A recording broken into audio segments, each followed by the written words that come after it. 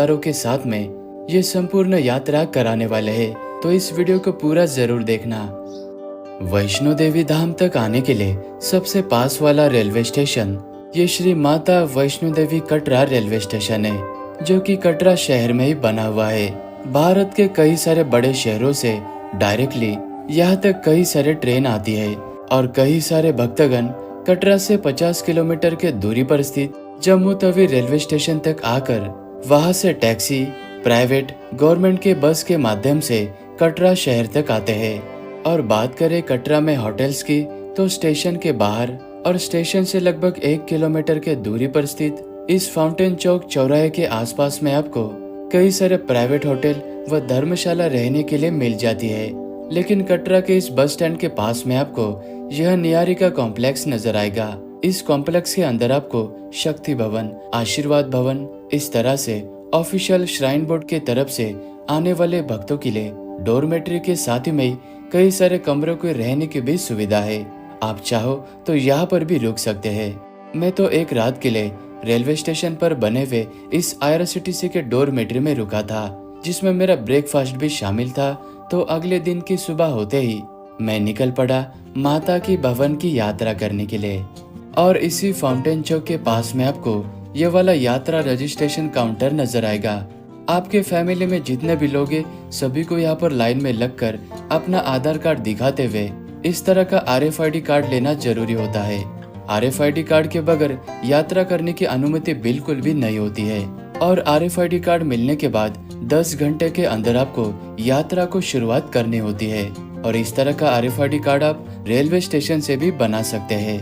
और ये है बाणगंगा प्रवेश द्वार, जिसे बाणगंगा चेक पॉइंट भी कहा जाता है। इसी जगह पर आपका RFID कार्ड चेक किया जाता है और आपका सारा सामान चेकिंग करने के बाद असली यात्रा की शुरुआत यही से होती है। और ये बाणगंगा प्रवेश द्वार इस फाउंटेन चौक से लगभग 1.5 किलोमीटर के दूरी पर है और रेलवे स्टेशन से लगभग 2.5 से 3 किलोमीटर के दूरी पर है। यहाँ पर आप ऑटो के माध्यम से आसानी से आ सकते हैं। और माता जी का नाम लेते हुए, जयकारे लगाते हुए भक्तगण यहाँ से यात्रा को शुरुआत करते हैं। माता के भवन तक जाने के लिए आपको कुछ इस तरह से 13 से 14 किलोमीटर की पैदल यात्रा करनी होती है।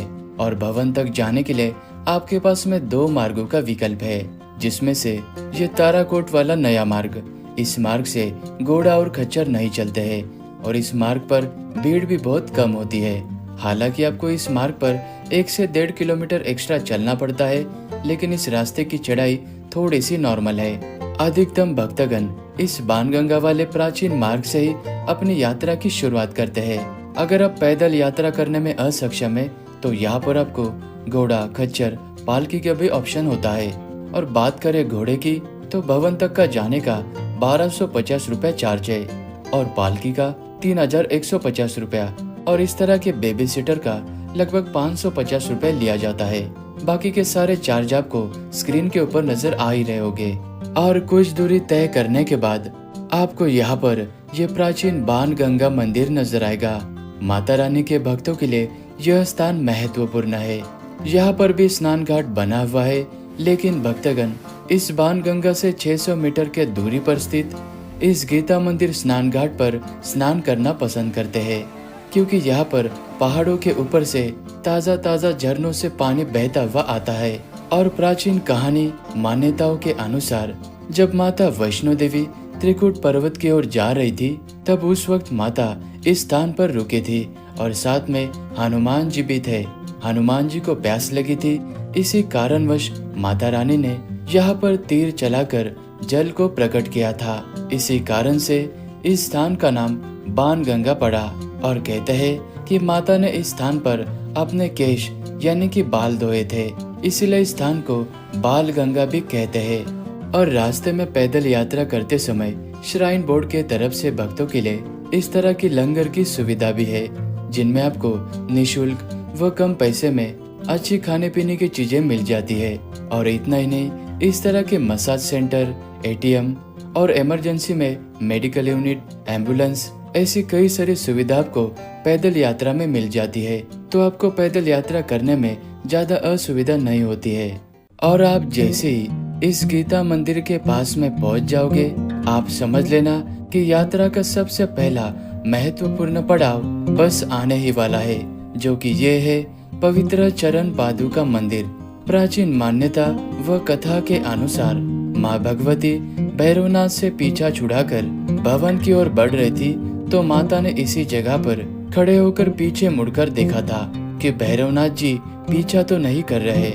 इसी वजह से माता के पवित्र पदचिन्ह यहाँ पर स्थापित हुए। तो भक्तगण इस मंदिर में दर्शन करने के बाद आगे बढ़ते हैं अर्धकुंवारी की ओर। चरण पादुका मंदिर से लगभग 3 से 3.5 किलोमीटर चलने के बाद आप इस डायवर्जन यानी कि मुड़ाव के पास में पहुंच जाओगे। यहाँ से अर्धकुंवारी मंदिर मात्र 500 मीटर के दूरी पर है और यहाँ से एक रास्ता सीधा भवन की ओर भी जाता है, जिसकी दूरी 5.5 किलोमीटर है। लेकिन मैंने तो सबसे पहले अर्धकुंवारी में दर्शन किए थे। अर्धकुंवारी माता वैष्णो देवी की यात्रा का मध्यांतर है, यानी कि ये यात्रा आप एक दिन में तो कर सकते हैं, लेकिन कई सारे भक्तगण कुछ घंटों के लिए या एक रात के लिए अर्धकुंवारी में रुकते हैं। जी हाँ, श्राइन बोर्ड की तरफ से अर्धकुंवारी में 800 रुपए में शारदा भवन में कमरे और 150 में शैलपुत्री भवन में डॉर्मेट्री, और इसी की तरह यहाँ पर निःशुल्क रहने की भी सुविधा है। सिर्फ इतना नहीं, यहाँ पर आपको कई सारे छोटे मोटे रेस्टोरेंट और श्राइन बोर्ड के तरफ से इस तरह के भोजनालय की भी सुविधा यहाँ पर है। अर्धकुंवारी मंदिर में दर्शन करने के लिए आपको अपना RFID कार्ड दिखाकर दर्शन की पर्ची लेनी होती है। फिर इस तरह से लाइन में लगकर गुफा में आपको छोड़ा जाता है। लेकिन ज्यादा भीड़ होने पर कई सारे भक्तगण यहाँ से पर्ची लेते हैं, पहले माता के भवन में दर्शन करने के बाद फिर लौटते समय अर्धकुंवारी में दर्शन करते हैं। लेकिन ऐसा करते समय आपको अपने समय सीमा पर ध्यान देना है। और यहाँ के मान्यताओं के अनुसार माता भगवती भवन की ओर जाने से पहले इसी मंदिर में स्थित गुफा में 9 महीनों तक तपस्या की थी। इसीलिए इस मंदिर में स्थित गुफा को गर्भजन गुफा कहा जाता है। और अर्धकुंवारी से माता का भवन मात्र 6.5 से 7 किलोमीटर के दूरी पर है। भवन तक जाने के लिए आपके पास में इस तरह के बैटरी कार का भी विकल्प है, लेकिन इसकी बुकिंग आपको लगभग 1 से 2 महीने पहले श्राइन बोर्ड के ऑफिशियल वेबसाइट से करनी होती है। अगर भीड़ कम है तो आप काउंटर पे आकर भी टिकट ले सकते हैं, लेकिन एक व्यक्ति को मात्र 2 ही टिकट दिया जाता है और टिकट का प्राइस 450 रुपया पर पर्सन होता है।